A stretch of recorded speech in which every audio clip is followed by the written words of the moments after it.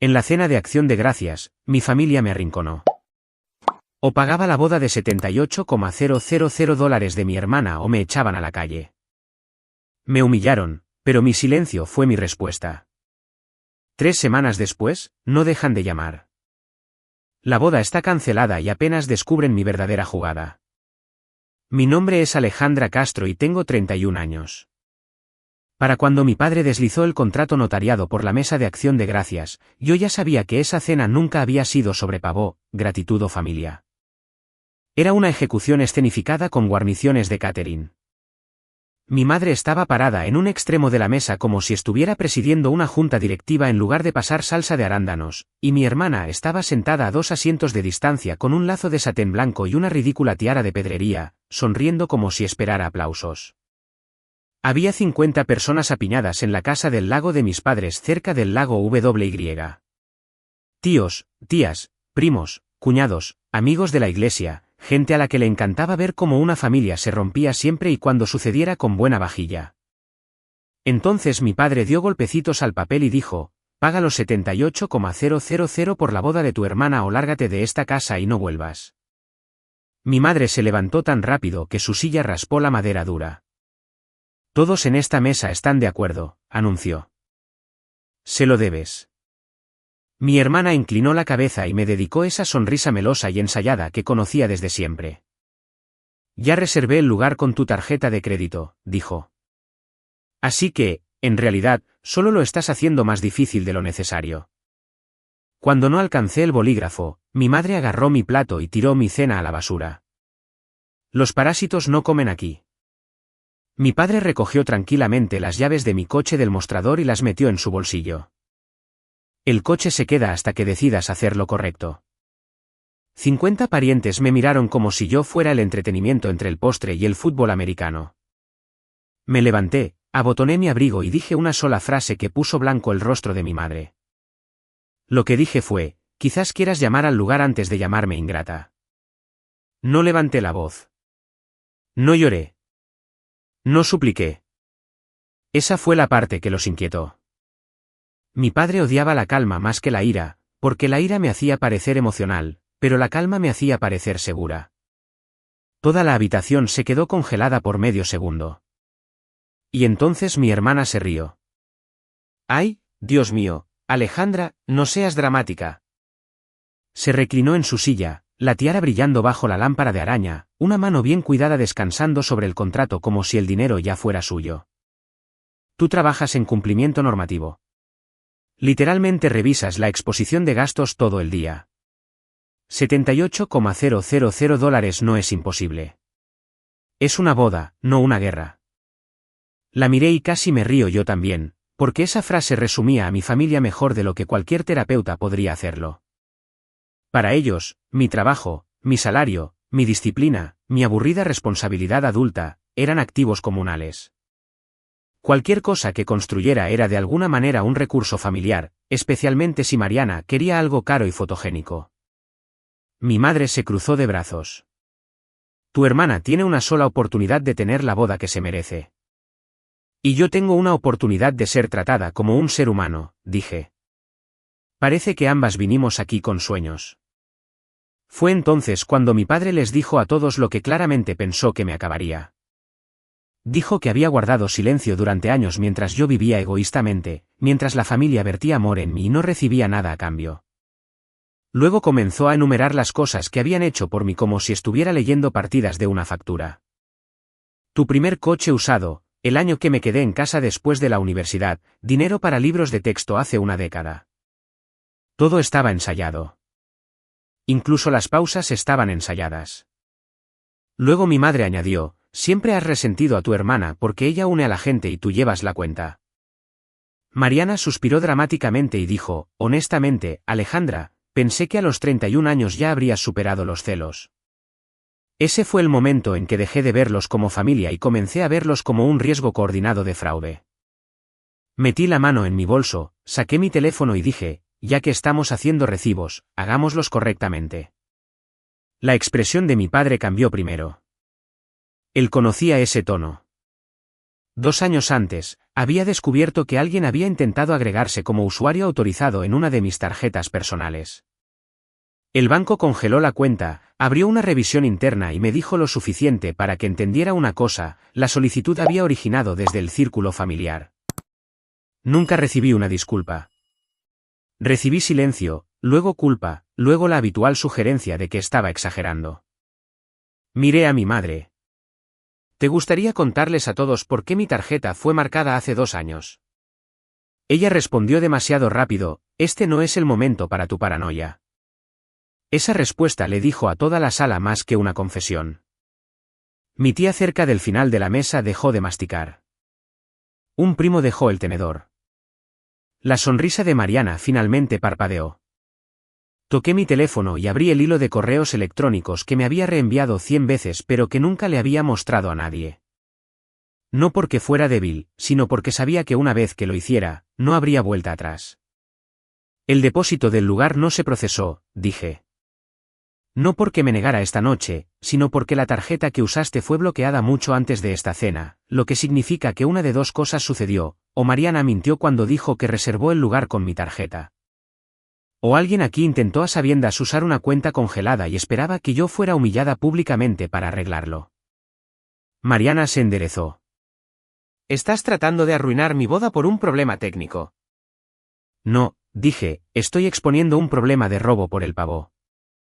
Entonces, la madre del novio, que había estado callada toda la noche, hizo la pregunta que nadie en mi familia esperaba de una forastera. Espera, ¿por qué Alejandra pagaría por esto en absoluto? La habitación cambió. Mi madre intentó recuperarse rápido. Es un acuerdo familiar. No, dije, es extorsión con batatas. Algunas personas miraron hacia abajo. Algunas se vieron emocionadas. Mi padre dio un paso hacia mí y bajó la voz. Siéntate. Me encontré con sus ojos y dije: dame mis llaves. No hasta que detengas esto. Entonces, guárdalas, dije. Porque si me quedo un minuto más, dejo de protegerlos a todos. El rostro de mi madre perdió color justo ahí. Sabía exactamente lo que eso significaba. Me di la vuelta y caminé hacia la puerta mientras Mariana me gritaba: estás destrozando a la familia por una boda. Me detuve, con la mano en el pomo, y dije: no, la estoy destrozando por años de fingir que tu derecho era amor. Luego salí, dejando la furia descalza detrás de mí, y entré en la noche fría sabiendo 3 cosas con seguridad: iban a entrar en pánico. Iban a mentir. Y por primera vez en mi vida, nada de eso sería mi problema a gestionar. Pasé la primera noche en un hotel a 20 minutos de distancia porque mi padre tenía mis llaves y me negué a volver a buscarlas. Pedí papas fritas recalentadas de servicio a la habitación a medianoche, me senté en el borde de la cama con mi abrigo y repasé la cena en mi cabeza con esa extraña claridad tardía que obtienes después de una humillación pública. Mis manos todavía temblaban, pero no por miedo, sino por liberación. La gente siempre imagina que separarse de una familia tóxica se siente dramático y cinematográfico. No es así. A veces se siente como mirar una pared de Hotel Beis a la 1:17 de la madrugada y darte cuenta de que nadie en tu vida puede facturar tu existencia nunca más. Para la mañana, mi teléfono parecía la escena de un crimen. Llamadas de mi madre, llamadas de mi padre, llamadas de Mariana, llamadas de parientes que no me habían hablado en años, pero que de repente sintieron el deber de mediar. No contesté ninguna. Capturé capturas de pantalla de todo, reenvié copias a una carpeta segura y seguí adelante. Eso es lo que el trabajo de cumplimiento te entrena para hacer: documenta primero, reacciona después. Al mediodía, ya había pedido llaves de repuesto para el coche, congelado todas las cuentas que alguna vez se habían cruzado con mi familia, cambiado los contactos de emergencia, actualizado los permisos de correo y marcado mi crédito para monitoreo adicional. También envié un correo electrónico a recursos humanos de mi empresa, no porque tuviera que hacerlo, sino porque conocía a mis padres. Cuando perdieron el control en privado, escalaron públicamente. Envié una nota simple: puede haber contacto de represalia de miembros de la familia que involucre afirmaciones financieras falsas. Mi gerente llamó a los 10 minutos y dijo: lo que sea que esté pasando, te cubrimos. Esa frase significó más para mí de lo que dejé que escuchara. Los mensajes de voz se volvieron más feos antes de volverse desesperados. Mi madre dijo que yo había humillado a gente cristiana en una fiesta familiar sagrada, lo cual era muy a la manera de Denise Collins de describir la coerción financiera intentada. Mi padre dijo que yo estaba inestable y necesitaba volver a casa antes de que esto se volviera permanente. Mariana envió una nota de voz llorando tan fuerte que sonó sincera si no la conocías. No puedo creer que me hagas esto, sollozó. ¿Sabes la presión que tengo? Ninguno de ellos dijo que estábamos equivocados. Ninguno de ellos dijo, no deberíamos haberte acorralado frente a 50 personas. Su dolor era logístico, no moral. El calendario de la boda se estaba colapsando. El problema del lugar quedó expuesto. La familia del novio tenía preguntas. Mi silencio les estaba costando credibilidad. 3 días después, mi prima Lie me envió capturas de pantalla del chat familiar. Mis padres habían publicado una larga declaración diciendo que yo estaba pasando por algo emocional, que había malinterpretado una solicitud amorosa familiar y que la gente debería rezar por la reconciliación. Mariana añadió un emoji de corazón roto y escribió, todavía amo a mi hermana. Me quedé mirando ese mensaje durante mucho tiempo porque era casi elegante en lo manipulador que era. Estaban construyendo un registro público en tiempo real, uno en el que yo era inestable, egoísta y trágica, mientras ellos eran pacientes y desconsolados. Fue entonces cuando entendí que el silencio por sí solo no me protegería. El silencio los había protegido a ellos durante décadas. Así que hice algo que debería haber hecho años antes. Hice una línea de tiempo. No un diario emocional, no una lista de acusaciones dramáticas. Una línea de tiempo profesional, fechas, incidentes, irregularidades financieras, testigos, capturas de pantalla, mensajes de voz, copias de textos y un evento bancario marcado de hace 2 años que nunca había abandonado mi mente. Cuanto más la construía, más obvio se volvía el patrón. Mariana quería algo. Mis padres lo enmarcaban como deber familiar. Yo me resistía. Ellos aumentaban la vergüenza hasta que el cumplimiento parecía más fácil que la resistencia. Vivienda universitaria, el coche, regalos de vacaciones, solicitudes de préstamos que se convertían en suposiciones. Ayuda temporal que nunca regresaba. No solo la habían favorecido a ella, habían estructurado la familia en torno a convertir mi confiabilidad en su estilo de vida. La parte extraña era que una vez que vi el patrón claramente, dejé de sentirme loca. Ese es el truco de las familias disfuncionales. Te entrenan para experimentar tu propia memoria como deslealtad. Había pasado años explicando cada incidente porque cualquiera tomado por separado podía ser descartado, malentendido, estrés, mal momento, mala comunicación. Pero apílalos y la arquitectura se revela. Al final de esa semana, no estaba de luto por una familia afectuosa que había perdido. Estaba de luto por la fantasía que me había mantenido voluntaria para el daño. Entonces sucedió algo que cambió la historia del daño familiar privado al colapso total. Recibí un mensaje de un número que no reconocí. Decía, hola, Alejandra. Soy Ethan Mendoza, primo de Nolan. Creo que tus padres han estado usando tu nombre con mi tía y mi tío. Necesitamos hablar antes de que pierdan más dinero. Léelo de nuevo. Antes de que pierdan más dinero. Ese fue el momento en que me di cuenta de que no era la única persona a la que mi familia había arrastrado a su actuación. Y una vez que entendí eso, supe exactamente lo que vendría después. Esto no iba a terminar conmigo defendiéndome. Iba a terminar con la verdad llegando a la audiencia equivocada para mis padres y a la audiencia correcta para todos los demás. Me reuní con Ethan Mendoza en una cafetería en Fort Meade a la tarde siguiente. No era un héroe aleatorio caído de la nada. Parecía cansado antes incluso de sentarse, y en 5 minutos entendí por qué. 2 años antes, Mariana lo había persuadido para que cubriera temporalmente un alquiler de despedida de soltera de lujo para la boda de una amiga después de prometer reembolsarle en 30 días. Ella nunca lo hizo. Mi madre más tarde lo llamó un malentendido entre gente joven. A pesar de que Ethan tenía 34 años en ese momento y tenía los recibos, no había venido a salvarme. Había venido porque reconocía un patrón por el que ya había pagado. Sacó su teléfono y me mostró una serie de mensajes entre su tía, la madre de Nolan, y mi madre. Mi madre les había dicho que yo estaba gestionando un desembolso de fideicomiso familiar, que ya había apartado fondos para la boda de Mariana, y que mi vacilación era solo sobre el momento y la estrategia fiscal. Casi me reí por pura incredulidad. Soy analista de cumplimiento, no oficial de fideicomisos. Mis abuelos dejaron cosas sentimentales, no riqueza secreta. Pero Denise Collins siempre había creído que la confianza podía reemplazar la documentación si decía algo con suficiente convicción. Ethan siguió deslizando. Ahí estaba de nuevo.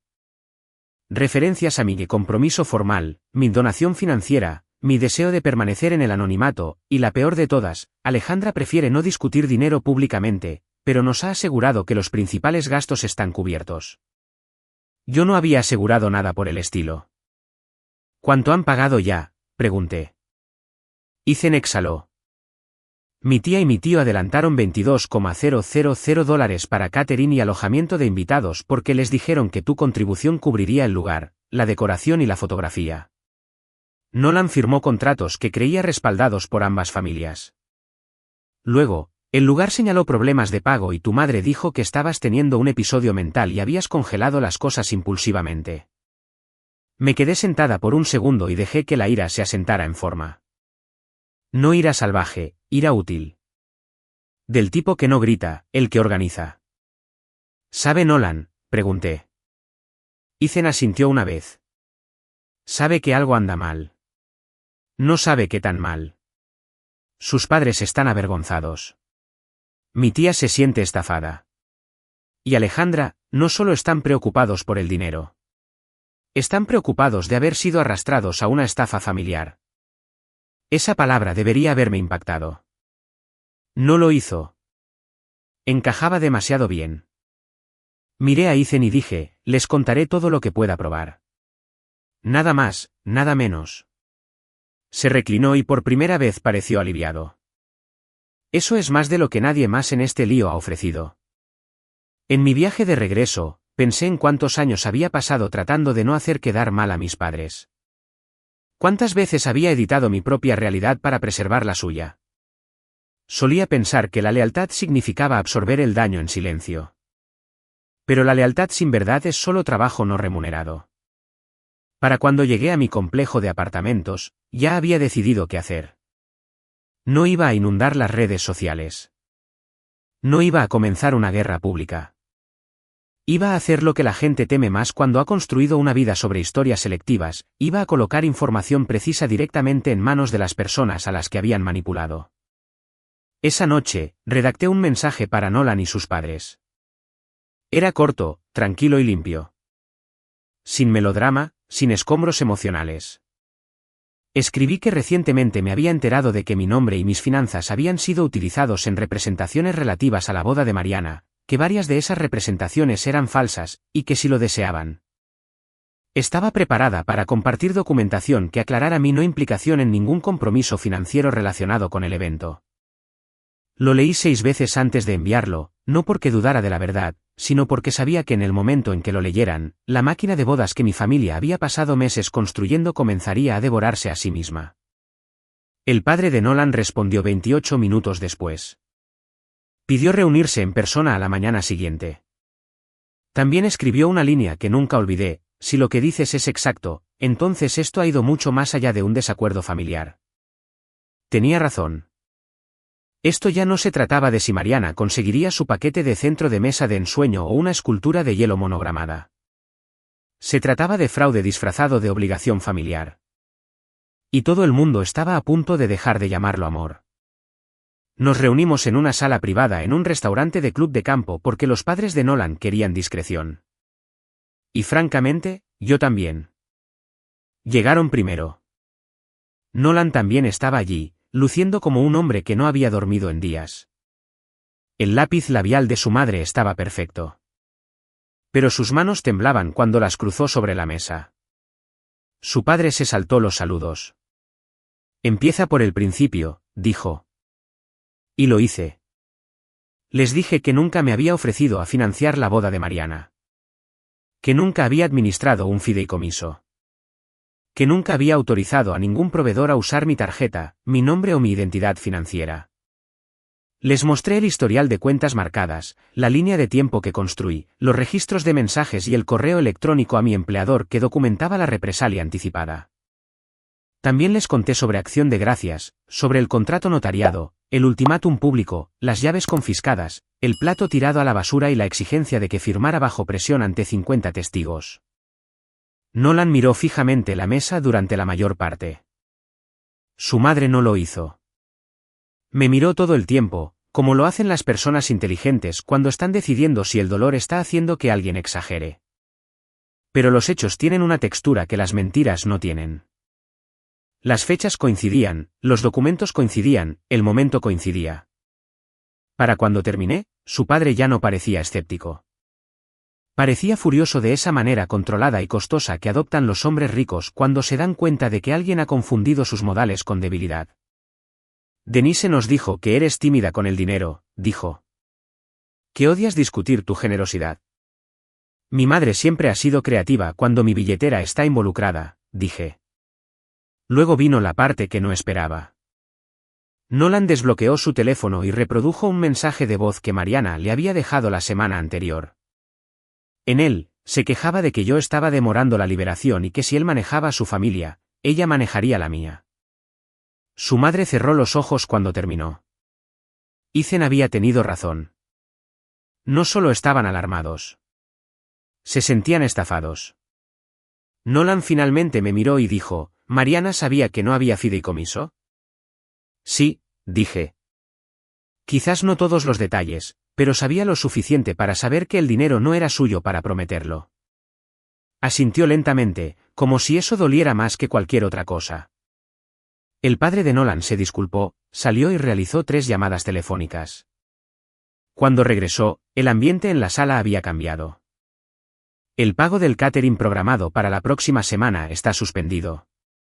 El bloque de alojamiento está suspendido.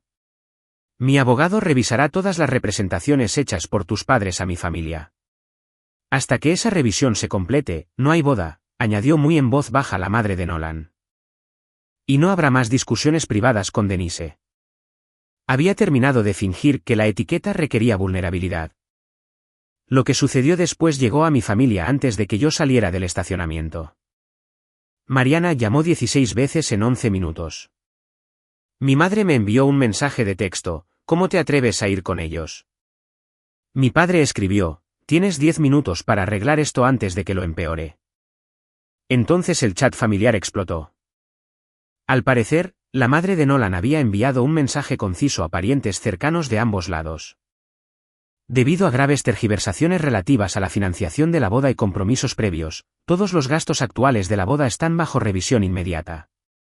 Por favor, no realicen más pagos o arreglos hasta que se resuelvan las cuestiones legales y financieras. Era elegante, devastador e imposible de manipular para mis padres. Mariana apareció en mi apartamento esa noche con leggings, maquillaje completo y un colapso emocional total. Golpeó mi puerta con tanta fuerza que mi vecino se asomó. No la dejé entrar. Salí al pasillo y cerré la puerta detrás de mí. ¿Entiendes lo que has hecho?, siseó entre lágrimas. Mi lugar canceló. Mi florista canceló. Nolan no me contesta. No, dije. Se detuvieron porque tus mentiras te alcanzaron. ¿Nuestras mentiras?, espetó. Luego se congeló, dándose cuenta de lo que había dicho.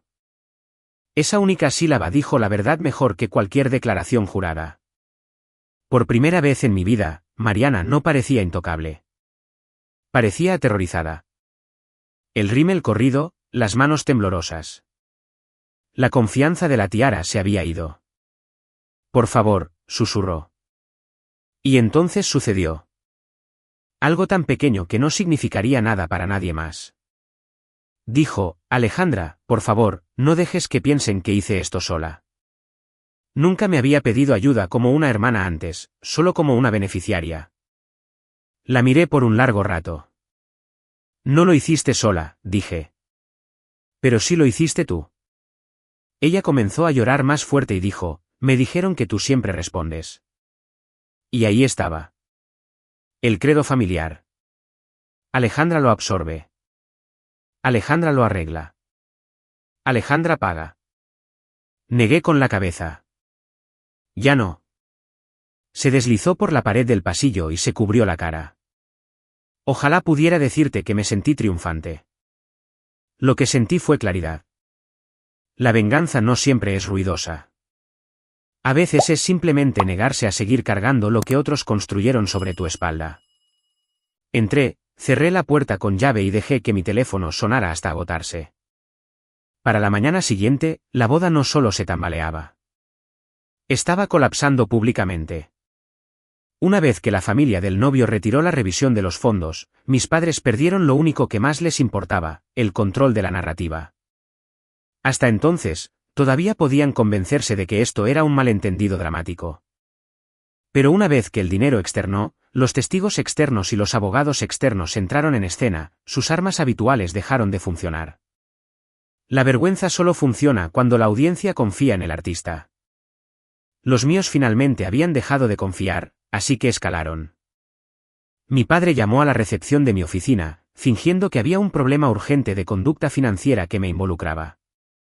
Seguridad lo marcó y reenvió el informe a RR. Quienes inmediatamente llamaron para advertirme.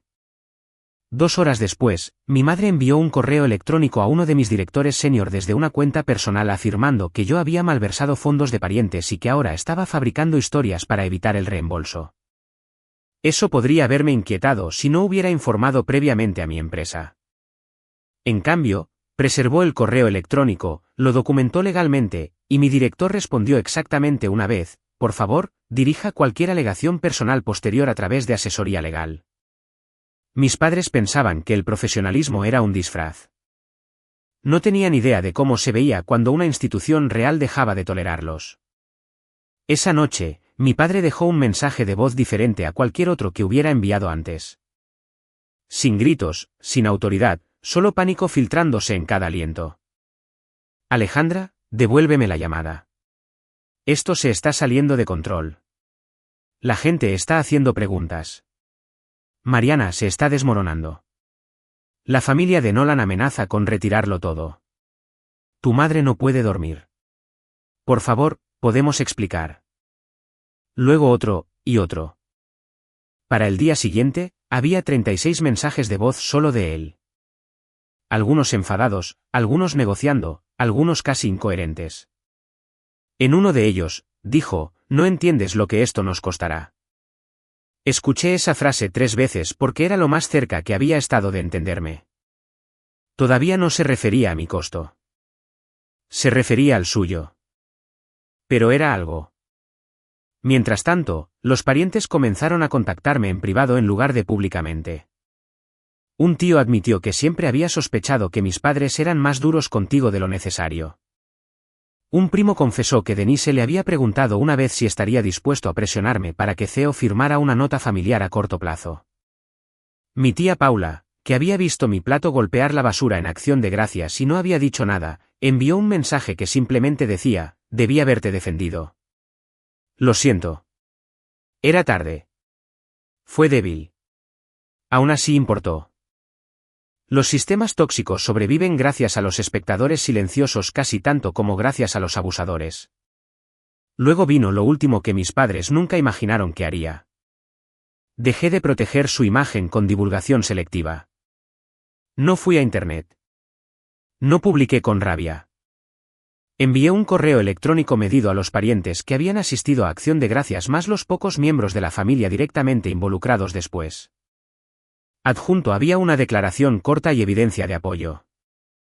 Escribí que debido a las versiones contradictorias de los eventos recientes que circulaban, estaba compartiendo documentación limitada que establecía que no había acordado financiar la boda de Mariana, que se habían hecho afirmaciones financieras en mi nombre sin consentimiento. Que el contacto de represalia ahora se había extendido a mi lugar de trabajo, y que la comunicación futura debería realizarse solo por escrito. Adjunté capturas de pantalla del contrato, textos clave y el alcance preservado por RR. De mi madre. Sin insultos, sin adjetivos, solo prueba. El efecto fue inmediato. Se podía sentir el centro de gravedad familiar cambiar. Las personas que habían disfrutado verme acorralada no disfrutaron al mostrarles que habían sido sentadas en un ritual público de coerción y llamadas a presenciar después del hecho. Mis padres comenzaron a recibir mensajes no de apoyo, sino de distancia. Una tía se eliminó del chat de planificación de bodas. Otro pariente le dijo a mi madre que estaba profundamente decepcionado. El hermano de mi abuelo, un pastor jubilado de 80 años con el que nadie discutía, llamó a mi padre y le dijo: «No estás disciplinando a una hija. La estás extorsionando». Me enteré de esa llamada por 3 primos diferentes en una hora y luego surgió el daño financiero. Una vez que los proveedores comenzaron a comparar comunicaciones, las cancelaciones se multiplicaron. El lugar se quedó con parte del depósito. El contrato de diseño floral incluía una tarifa de abastecimiento personalizada no reembolsable. La banda en vivo tenía una cláusula de penalización.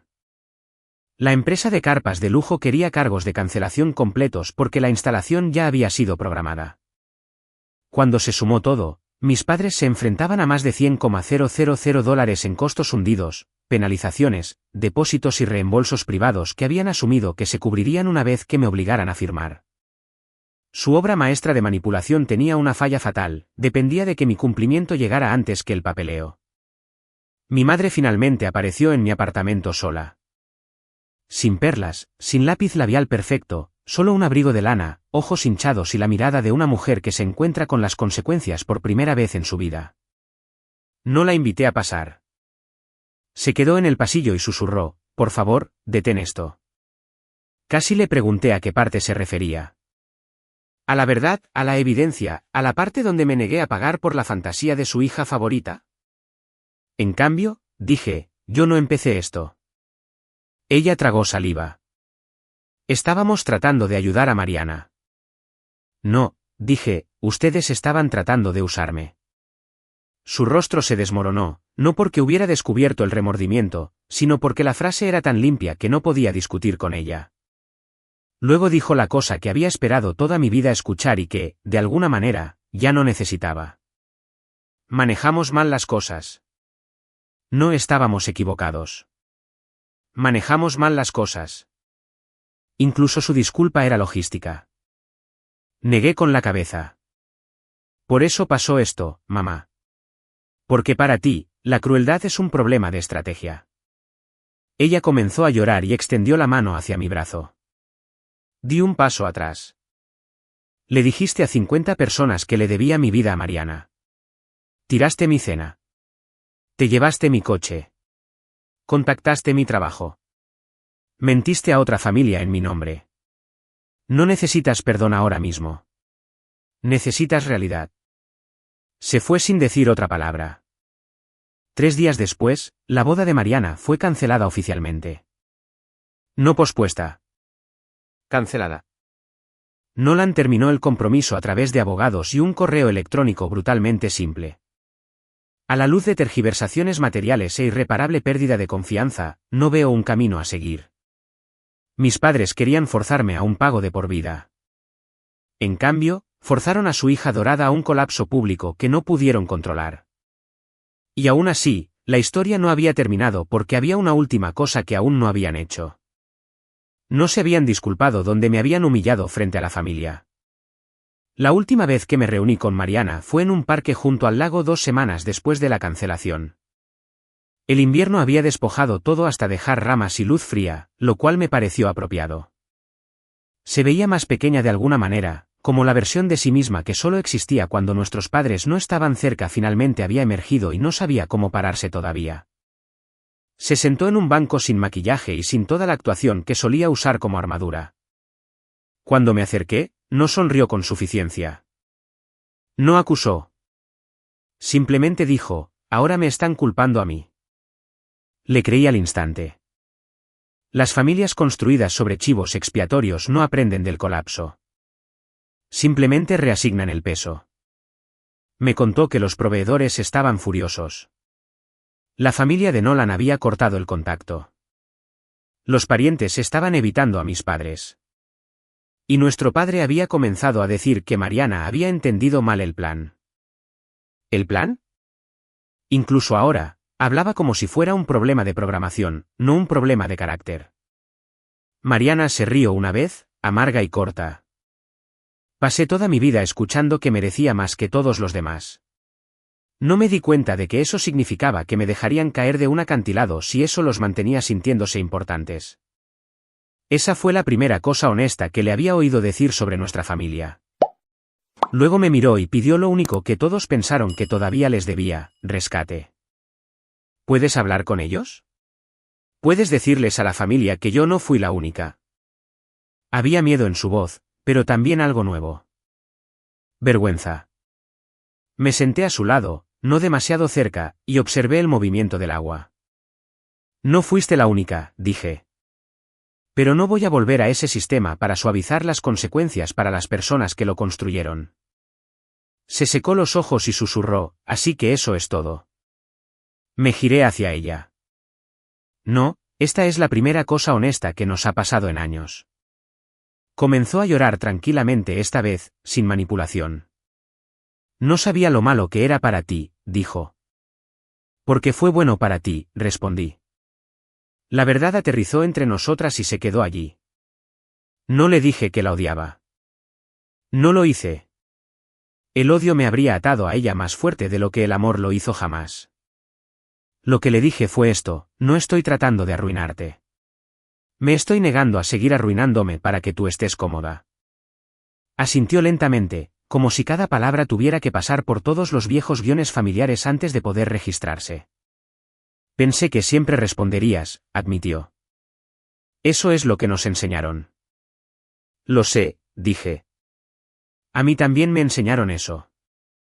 Nos sentamos en silencio después de eso y por una vez el silencio no se sintió como rendición. Se sintió como una frontera. Una semana después, mi padre pidió reunirse. Dije que no. Luego envió un mensaje diciendo que él y mi madre querían hacer una declaración a la familia. No confiaba en ellos, pero era lo suficientemente curiosa como para unirme a la videollamada que organizaron con parientes cercanos. Había unas 20 personas en ella. El mismo ecosistema que me había visto ser acorralada en Acción de Gracias ahora me miraba fijamente desde pequeños cuadrados en una pantalla. Mi padre parecía mayor. Mi madre parecía furiosa por tener que hacer esto. Y entonces, porque no les quedaba otra jugada, se disculparon, no perfectamente, no hermosamente, sino públicamente.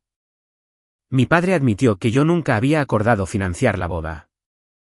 Mi madre admitió que habían involucrado a parientes de manera inapropiada y hecho suposiciones financieras en mi nombre. Mi madre apenas podía pronunciar las palabras, pero las dijo frente a todos. Mi padre añadió que contactar mi lugar de trabajo había sido inaceptable. La llamada duró solo 8 minutos, pero alteró 31 años de gravedad familiar.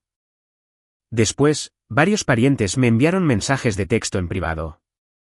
Algunos se disculparon. Algunos intentaron explicar por qué se quedaron congelados. Algunos todavía suavizaban el comportamiento de mis padres con frases como: estaban bajo presión o eso vuelve loca a la gente. No discutí. La minimización es como algunas personas sobreviven cerca de la disfunción. Pero tampoco acepté ninguna versión de la historia que borrara lo que sucedió. Ese fue el verdadero cambio. No la boda, no el dinero perdido, ni siquiera la disculpa pública. El verdadero cambio fue que dejé de negociar contra mi propia memoria solo para mantener a otras personas cómodas. En cuanto a mis padres, las secuelas siguieron extendiéndose. Tuvieron que reembolsar partes de los gastos de la familia del novio, cubrir las penalizaciones de los proveedores y absorber la humillación de ser excluidos silenciosamente de ciertos eventos sociales y eclesiásticos que solían dominar. Los parientes dejaron de ofrecer dinero voluntariamente. Nadie confiaba en los arreglos familiares. Mi padre vendió el coche clásico que amaba para cubrir las obligaciones pendientes. Mi madre canceló una renovación de la que había estado presumiendo durante meses. La ironía habría sido poética si no fuera tan común. Las personas que pasaron años tratándome como un fondo de emergencia privado finalmente tuvieron que financiar las consecuencias ellas mismas. ¿Y yo? Me mudé. No dramáticamente, no por despecho. Acepté un ascenso en Richmond y alquilé un apartamento luminoso con ventanas gigantes y absolutamente ningún espacio para la culpa heredada. Compré una mesa de comedor que me encantaba e invité a amigos que nunca me hicieron ganarme mi asiento. El primer acción de gracias allí fue tranquilo, casi aburrido. Fue perfecto. A mitad del postre, miré alrededor de la habitación y me di cuenta de que nadie estaba llevando la cuenta. Nadie estaba poniendo a prueba mi lealtad. Nadie estaba preparando una trampa y llamando la tradición. Había pasado tantos años tratando de volverme aceptable para personas comprometidas a malinterpretarme que la paz misma se sentía desconocida. Esa es la parte que quiero que cualquiera que escuche se quede. La libertad no es siempre cortar a tu familia en un discurso ardiente. A veces es más pequeña y más dura que eso. A veces es decidir que el amor no requiere sacrificio financiero bajo amenaza, humillación pública para control privado, o prueba interminable de que eres digno del respeto básico. A veces la frase más poderosa en una familia como la mía no es «te perdono» y no es «te odio». A veces es simplemente «no», que me pertenece, mi tiempo, mi trabajo, mi crédito, mi silencio, mi vida. Así que cuando la gente pregunta si alguna vez los perdoné, digo la verdad. El perdón dejó de ser el centro de la historia el día que elegí la realidad sobre el juego de roles. Lo que importaba más era esto: finalmente entendí que ser el fuerte en una familia tóxica a menudo solo significa ser el más fácil de explotar. Y en el momento en que dejas de cargar con lo que todos los demás han puesto en tu espalda, te llaman cruel, egoísta, ingrata, dramática. Te llaman de todo menos lo que eres, libre.